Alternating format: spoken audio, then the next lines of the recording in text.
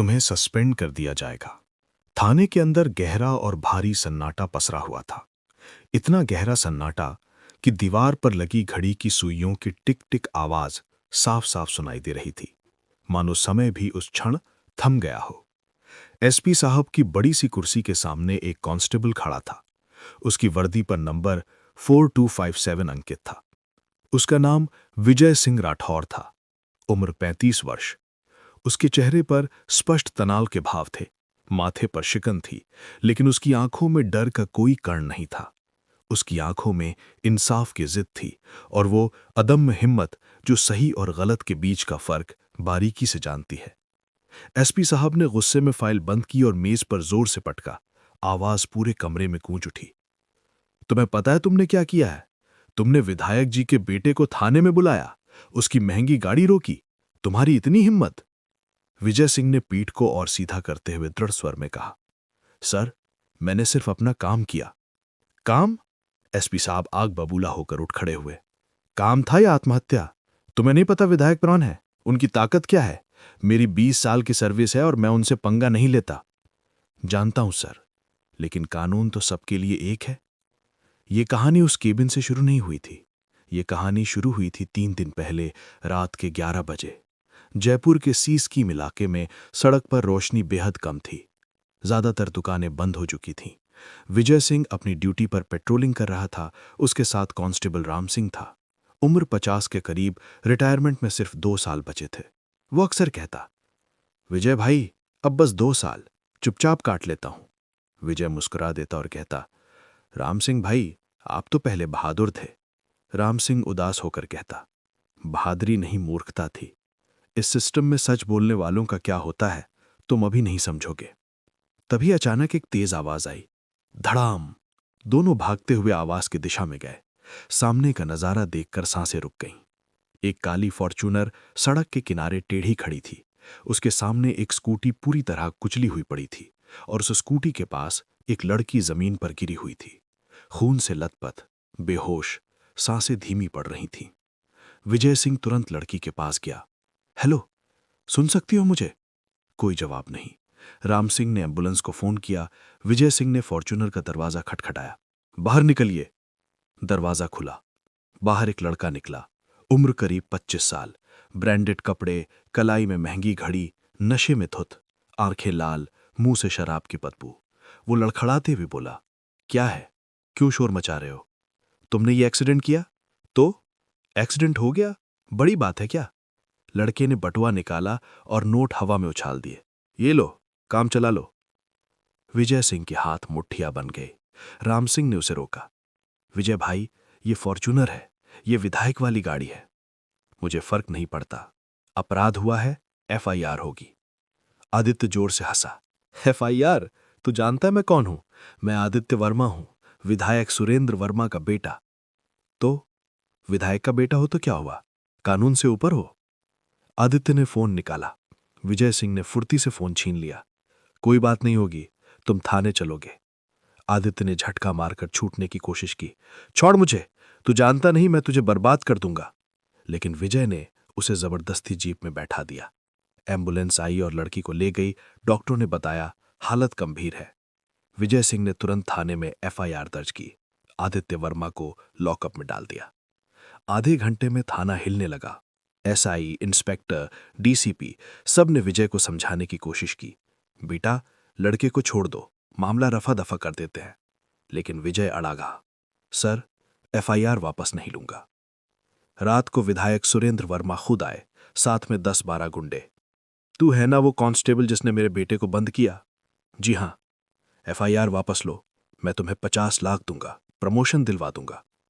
विजय सिंह ने सीधे उनकी आंखों में देखा और कहा, मुझे पैसे नहीं चाहिए, मुझे सिर्फ इंसाफ चाहिए। विधायक ने धीमी और खतरनाक आवाज में कहा, तुम्हें पछताना पड़ेगा। विजय चुप रहा, बस खड़ा रहा अपने फैसले पर। अगले दिन विजय सिंह को सस्पेंड कर दिया गया। कारण, ड्यूटी के दौरान अनुशासनहीनता। वर्दी छीन ली, बैच छीन लिया, पुलिस क्वार्टर खाली करने को कहा। 10 साल की मेहनत, 10 साल की ईमानदारी एक झटके में मिट्टी में मिल गई। घर आया, रेखा रो रही थी। ये क्या किया तुमने? अब हम कहाँ जाएंगे? बच्चों का क्या होगा? विजय सिंह ने उसके आंसू पोंछे। रेखा, मैंने गलत नहीं किया। मैंने सिर्फ अपना काम किया था। वो खिड़की से बाहर देखने लगा। आसमान धुंधला था, बादल थे, लेकिन बारिश नहीं थी, बस गहरी उदासी थी। लेकिन विजय सिंह हारा नहीं। उसने फैसला किया, मैं हाईकोर्ट जाऊंगा। सोना बेचा, बाइक बेची, एक बुजुर्ग वकील का नाम मिला, अनिल कुमार शर्मा। 60 साल की उम्र, लेकिन जुनून जवानों जैसा। विजय सिंह उनके पास गया, सारी कहानी सुनाई। अनिल शर्मा की आंखों में आंसू आ गए।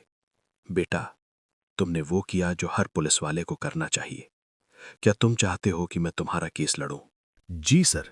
बेटा, मैं सिर्फ केस नहीं लड़ूंगा, मैं एक जंग लड़ूंगा, इंसाफ की जंग। हाईकोर्ट में याचिका दायर हुई, केस की सुनवाई शुरू हुई। हर तारीख पर विजय सिंह कोर्ट जाता। वर्दी नहीं थी, लेकिन गर्व था। सोशल मीडिया पर #जस्टिस फॉर विजय ट्रेंड करने लगा। सुनवाई में अनिल शर्मा ने दस्तावेज पेश किए। माननीय न्यायालय, आदित्य वर्मा के खून में अल्कोहल लेवल 180 मिलीग्राम प्रति डेसीलीटर था। कानूनी सीमा 30 मिलीग्राम प्रति डेसीलीटर है। ये साफ अपराध है। जज ने सरकारी वकील से पूछा, इतने सबूतों के बाद भी आदित्य वर्मा जमानत पर बाहर कैसे है? सरकारी वकील के पास जवाब नहीं था। अगली तारीख पर प्रिया शर्मा व्हीलचेयर पर आई, चेहरे पर पट्टी, हाथ में प्लास्टर, लेकिन आवाज में ताकत थी। माननीय न्यायालय, मैं कॉलेज से घर जा रही थी। पीछे से तेज रफ्तार गाड़ी आई, मुझे टक्कर मारी। गाड़ी वाला नशे में था, मुझे देखकर हंस रहा था। कोर्ट में सन्नाटा छा गया। विजय सिंह ने भी बयान दिया, माननीय न्यायालय, मैंने कभी अपने कर्तव्य से समझौता नहीं किया। उस रात मुझे पता था आदित्य वर्मा विधायक का बेटा है, लेकिन यह भी पता था कि एक लड़की की जान खतरे में है। मैंने अपनी वर्दी का सम्मान किया। जज ने आदित्य वर्मा से पूछा, तुम्हें अपने बचाव में कुछ कहना है? आदित्य का चेहरा घमंड से नहीं, डर से भरा था। माननीय न्यायालय, मुझे अफसोस है, मैं नशे में था। जज की आवाज गूंजी, याद नहीं, एक लड़की को मारा और याद नहीं, ये बचाव नहीं, ये कायरता है। जज ने फैसला सुनाया, ये कोर्ट विजय सिंह के सस्पेंशन को गैर कानूनी करार देता है। उन्हें तुरंत बहाल किया जाए, बकाया वेतन दिया जाए और आदित्य वर्मा पर आईपीसी की धारा 279, 338 और 304A के तहत मुकदमा चलेगा। जमानत रद्द की जाती है। कोर्ट रूम में तालियां गूंजी। विजय सिंह की आंखों में आंसू आ गए। उसने अनिल शर्मा का हाथ पकड़ा, सर, आपने मेरी जिंदगी बचा ली। अनिल शर्मा मुस्कुराए, नहीं बेटा, तुमने खुद को बचाया, सच का साथ दिया, और सच हमेशा जीतता है। बाहर मीडिया की भीड़ थी। रिपोर्टर ने पूछा, आपको डर नहीं लगा? विजय ने कहा, लगा, बहुत लगा, लेकिन मैंने सोचा अगर मैं नहीं बोलूंगा तो कौन बोलेगा। आपका संदेश क्या है? सिस्टम टूटा हुआ है, लेकिन हम टूटे हुए नहीं हैं। हम बदलाव ला सकते हैं, लेकिन इसके लिए आवाज उठानी होगी। उस दिन के बाद विजय सिंह एक हीरो बन गया। राष्ट्रीय वीरता पुरस्कार मिला, प्रमोशन मिला, लोगों का प्यार और सम्मान मिला। प्रिया शर्मा ठीक हो गई, पढ़ाई पूरी की और आज एक वकील है। आदित्य वर्मा को 3 साल की सजा हुई। जेल में उसने बहुत कुछ सीखा। विधायक सुरेंद्र वर्मा चुनाव हार गए।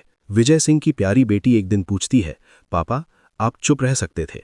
विजय मुस्कुराता है, बेटी, कुछ चीजें नौकरी से बड़ी होती हैं। इंसानियत, ईमानदारी, सच्चाई। अगर हम इन्हें खो दें तो हम क्या रह जाएंगे? लेकिन डर नहीं लगता? लगता है बेटी, हर बार लगता है, लेकिन फिर सोचता हूं अगर मैं डर गया तो बदलाव कैसे आएगा?